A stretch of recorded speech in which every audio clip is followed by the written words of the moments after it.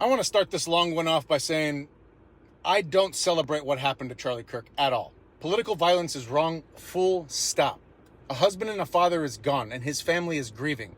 That matters. But it's also true that Charlie Kirk spent years saying and promoting things that harmed people, especially the most vulnerable. Both of those things can be true at the same time.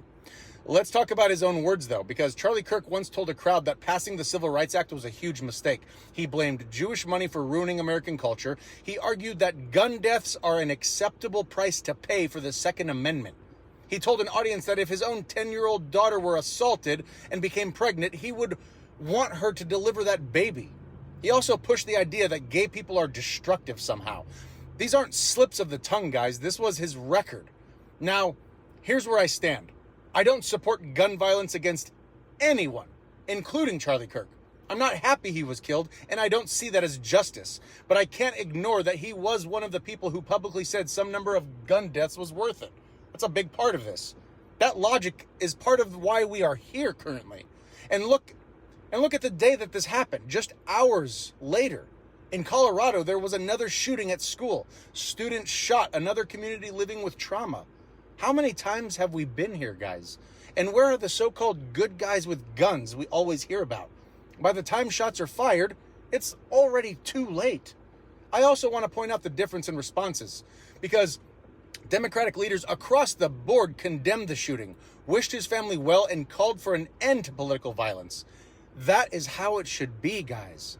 And when lawmakers in Minnesota were murdered inside their own homes, Democrats again stood up and condemned it, making it clear that we are serious when we say no more gun deaths. Compare that with McDonald Trump.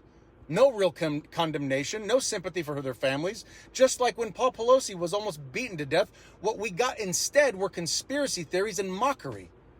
That is dangerous rhetoric, and it makes future attacks more likely. So to people on my side who are celebrating this or running with conspiracies, stop.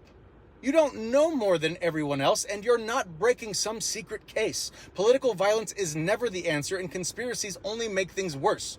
Here's my bottom line, though. I won't celebrate a man's killing.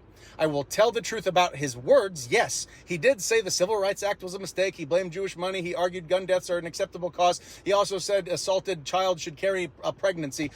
That's who he was in public life. Those ideas have consequences for real people. At some point, guys, we have to admit it's not just bad people. It's the guns, the policies, and the rhetoric that normalize the idea that some deaths are a trade-off. And if you're celebrating this, we are not the same, because you cannot stand against gun violence and cheer someone dying from it. It doesn't work that way, no matter how bad you want it to. So I'll leave it here. Condemn violence, reject conspiracies, and be honest about how dangerous this all has become. Because if we want fewer families grieving, some deaths can't be the cost that we're willing to pay.